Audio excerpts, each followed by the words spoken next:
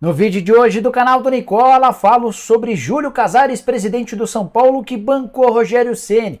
Te atualizo também sobre o Palmeiras, que não inscreveu atletas até o fim do prazo para novos registros no Paulistão. Tem ainda novidades no Corinthians, com mais um problema ligado a dívidas. Atualizações a respeito de reforços no Vasco. Falo sobre Arangues muito perto de voltar ao futebol brasileiro e a história de que Carlo Ancelotti já disse sim à CBF. Falo também sobre o Flamengo com problemas para o Mundial e para a Recopa Sul-Americana, atualizações no Bahia, uma série de outras novidades. Tenho certeza que você vai curtir esse vídeo. Antes, deixa eu só me apresentar. Me chamo Jorge Nicola, jornalista esportivo com a missão de deixar você por dentro das últimas do mercado, bastidores, finanças e muito mais. Para não perder nada, é só apertar esse botão vermelho de inscreva-se. Combinado?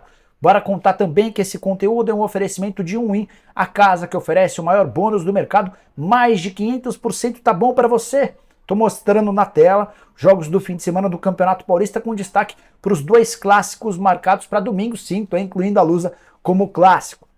Às 4 da tarde em Brasília, a Portuguesa enfrenta o Corinthians. E a vitória da Lusa está pagando R$ 7,66. Não aconselharia você a apostar na Portuguesa. A Lusa que vive péssima fase. Vitória do Timão paga R$ 1,37. Tem também um pouquinho mais tarde, às 7 da noite, São Paulo e Santos.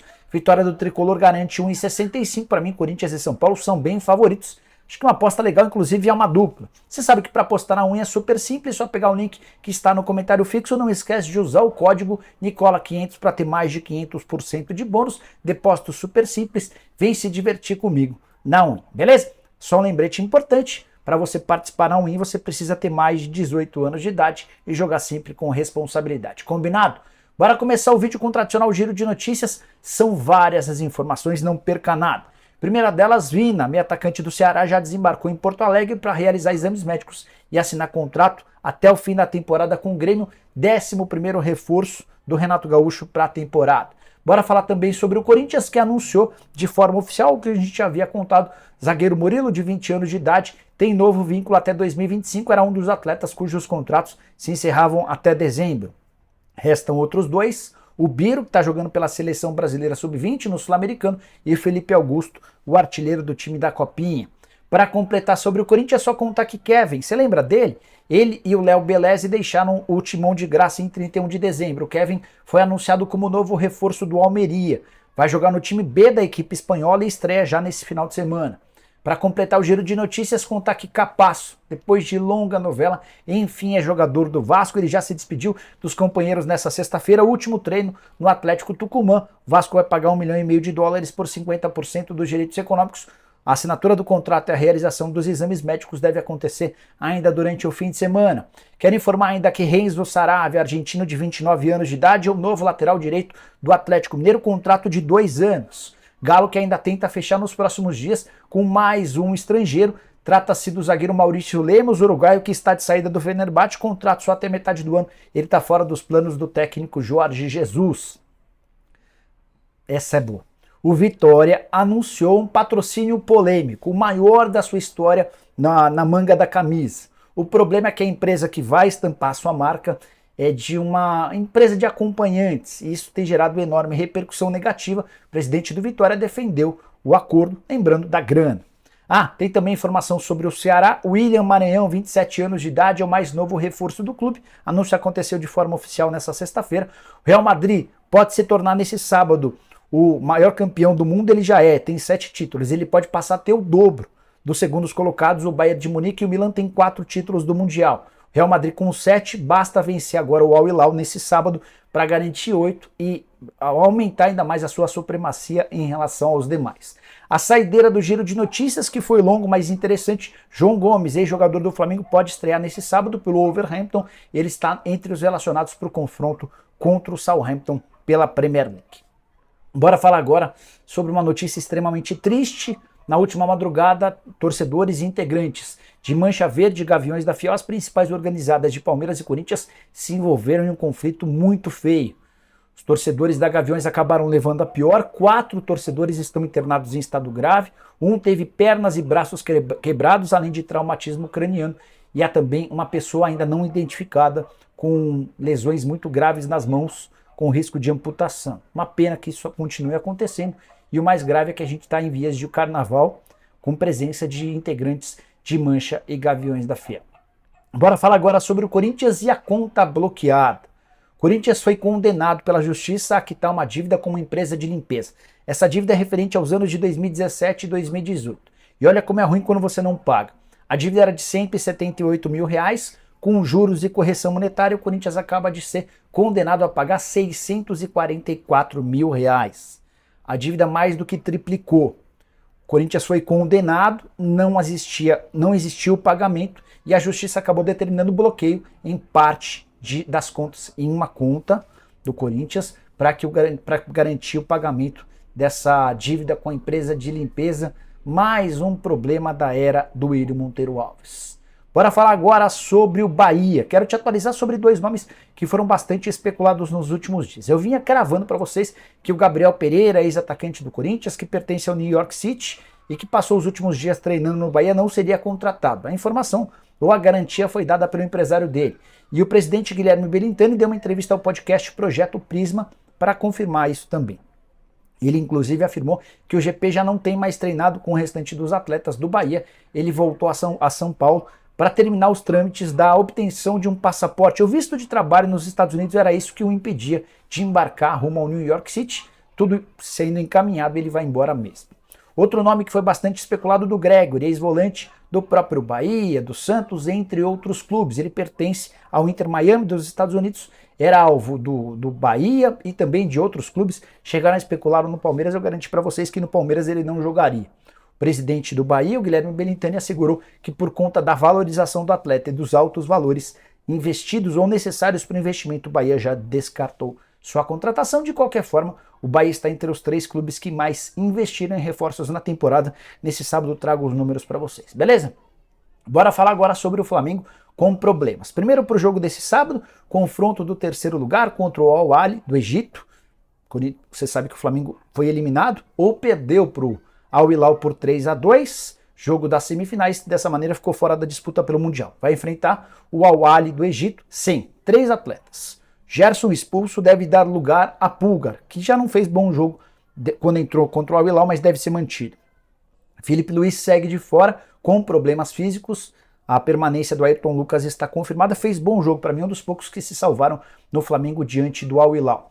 Já o último desfalque, esse mais grave, o Léo Pereira tem uma lesão considerada perigosa, considerada grave, uma lesão muscular, e não tem nem a presença confirmada nos jogos finais da Recopa Sul-Americana. Você sabe que o Flamengo, como campeão da Libertadores, enfrenta nos dias 21 e 28 de fevereiro o Independente Del Valle na final da Recopa Sul-Americana. E se vencer, ele fica com esse título. O problema é que o Léo Pereira talvez não esteja apto para voltar. Fabrício Bruno vai ser escalado nesse sábado e deve continuar tendo sequência, embora o Rodrigo Caio é uma das alternativas. O Rodrigo não deve estar bem fisicamente, o que justificaria a ausência do ex-zagueiro da seleção brasileira. E você, o que está pensando a respeito do Flamengo? Está curtindo, está odiando o trabalho do Vitor Pereira? Use espaço para comentário para deixar sua opinião, beleza? Bora falar agora sobre Carlo Ancelotti. Muitos portais afirmando que ele já disse sim à seleção brasileira. A CBF e o próprio Ancelotti usaram seus meios para comunicar nessa sexta-feira que não há nenhum acordo, algo natural. Alguém acha que o Ancelotti anuncia, não, de fato acertei, vou ficar só cumprindo tabela no Real Madrid. Ele tem contrato com o Real até a metade do ano de 2024 e a tendência é que fique no gigante espanhol somente até a metade desse ano, ou seja, até o fim da atual temporada. Atletas brasileiros que atuam no Real Madrid, inclusive, já teriam sido avisados desse acordo que teve participação importante do Kaká. Aí você deve estar se perguntando, mas o que o Kaká tem a ver com a história? O Kaká está cotado para se tornar o diretor de seleção, aquele cargo que pertencia ao Juninho Paulista. O Juninho foi desligado ao lado do Tite e a CBF busca um substituto. O Kaká, que se preparou bastante, embora não tenha experiência na função, ele fez estágios, fez cursos e estava de olho nessa oportunidade. Eu quero saber a sua opinião sobre Carlo Ancelotti. Mais curioso é que eu tenho visto muita gente criticar a opção pelo técnico italiano que foi multicampeão no futebol europeu. Pessoal, se o Ancelotti fechar com a CBF, pela primeira vez em bastante tempo, eu vou dar parabéns aos responsáveis pela Confederação Brasileira de Futebol. Baita contratação de um técnico que está à frente do Real Madrid, super adaptado ao futebol brasileiro, excelente conhecimento, enfim, ótima contratação, vou torcer muito para dar certo. Bora falar sobre Arangues. O chileno de 33 anos de idade, que foi especulado em vários clubes nos últimos dias, está voltando ao futebol brasileiro. Ele chega na metade do ano, mais especificamente em julho. No dia seguinte ao fim do seu contrato com o Bayer Leverkusen, o vínculo se encerra em 30 de junho. E o destino será Porto Alegre, mais especificamente o Internacional. Já há um acordo verbal entre as partes, falta só a assinatura do pré-contrato, que deve acontecer nos próximos dias. Arangues e Inter namoraram esse retorno há bastante tempo. No ano passado, exatamente na metade do ano passado, o Inter tinha tudo para ficar com Arangues em definitivo. Leverkusen, inclusive, já havia topado liberá-lo. Na última hora, o Inter, preocupado com as condições financeiras, renunciou ao acordo que deixou o próprio Arangues e o André Curi muito bravos. O Arangues voltou a conversar com os clubes brasileiros, o Inter fez força e conseguiu acabar com aquele ruído do ano passado e confirmar a chegada do atleta Arangues, que esteve recentemente nos planos do Santos, mas ele prefere jogar em Porto Alegre, onde a família já esteve, super adaptada, entre outras coisas. Para mim, ótimo reforço, jogador que, embora não tenha atuado com bastante frequência nessa atual temporada, ele se recuperou de uma lesão recentemente, é muito bom atleta. Bora falar sobre o Vasco da Gama, mais especificamente sobre o Lelê, o artilheiro do Campeonato Carioca, vestindo a camisa do Volta Redonda. Você sabe que ele está emprestado ao Voltaço, somente até o fim do estadual. Ele pertence a um time chamado Itaboraí Profute. E o Vasco não é o único interessado em sua contratação. O Lelê participou de um programa do SBT, no Rio de Janeiro, e admitiu que foi procurado pelo Vasco, na pessoa do Paulo Brax, que conversou com ele pessoalmente, ou melhor, por telefone. Teve também contatos do Atlético Paranaense e do Bahia. O Vasco tem se esforçado para fechar com o Lelê. A ideia é tê-lo como um substituto para o Pedro Raul. Ele revezaria com o centroavante recém-contratado.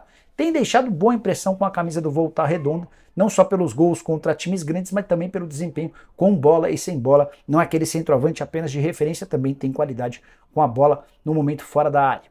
Bora falar agora sobre o Palmeiras. Você sabe que nessa sexta-feira se encerra o prazo de inscrições no Campeonato Paulista, pelo menos nessa fase de grupos. Quem inscreveu até hoje vai ter os atletas, quem não inscreveu vai ter de terminar com esse atual time nessa fase de grupos.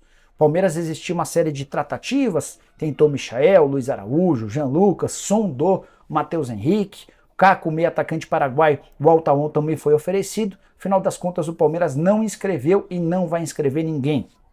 O prazo está se encerrando. O Palmeiras, inclusive, já se antecipou e colocou 2 atletas da base na lista A, que seria a lista utilizada para reforços. Daqui a pouco eu explico o porquê desse movimento, antes de contar que esses 2 jogadores inscritos são o David Cauã e Patrick, atletas que estavam no time campeão da Copinha. O Patrick, inclusive, marcou o gol do título na decisão. Os 4 atletas podem ser substituídos a partir da fase de mata-mata. E o Palmeiras pretende usar substituições nessa lista A, por isso seria importante não deixar 2 vagas não preenchidas. O David Cauã e o Patrick devem dar lugar a reforços caso eles sejam contratados até o início das quartas de final. O problema é que o Palmeiras não demonstra muita pressa na hora de contratar jogadores. Foram 6 baixas em relação ao elenco do ano passado e eu estou contando apenas atletas que faziam parte do grupo. E nenhum reforço para 2023. O elenco do Abel é hoje o menor elenco do futebol brasileiro. O Palmeiras é o único que não contratou jogadores em 2023. Bora encerrar o vídeo para falar sobre o São Paulo. Júlio Casares deu entrevista a André Hernan, o jornalista, e afirmou nesse papo que não demitirá Rogério Ceni. Eu tenho cantado essa bola para vocês há bastante tempo. Na virada do ano, quando o Júlio Casares decidiu bancar o Rogério Ceni e optou por uma enorme reformulação do elenco, 12 atletas já saíram, e ele estava apostando todas as suas fichas no Rogério. E apesar de alguns resultados ruins e de crise, muitos pedidos de torcedores, especialmente nas redes sociais, pela demissão do Rogério Ceni, Júlio Casares foi taxativo ao afirmar, abre aspas, quantas vezes antes da nossa gestão, nos últimos 5 anos, o São Paulo trocou de técnicos? É só fazendo uma conta de quantos técnicos passaram de 2017 a 2020. Então, em 2021, tínhamos claro o Fernando Diniz, que não iria continuar. Era uma outra filosofia. Nós tivemos o Crespo e o Rogério Ceni, e o Ceni vai continuar com a gente até o fim. Nessa mesma entrevista, o Júlio Casares lembrou de outros 2 clubes que mantêm técnicos há bastante tempo, o Fortaleza com o Vojvoda, o Palmeiras com Abel Ferreira. Ele acha que é esse o caminho a ser percorrido, confia no seu treinador, que embora tenha ruídos no elenco e algumas dificuldades, algumas contundentes entrevistas que geram mal-estar para os próprios dirigentes, mas também para os jogadores, Rogério Ceni está bancado. E aí, a decisão é mais correta? Você faria o mesmo? Use o espaço para comentário para dizer o que você pensa. Também não esqueça de deixar like, de se inscrever no canal, aquela coisa toda. A gente volta assim que tiver notícia importante. Abraço, tchau!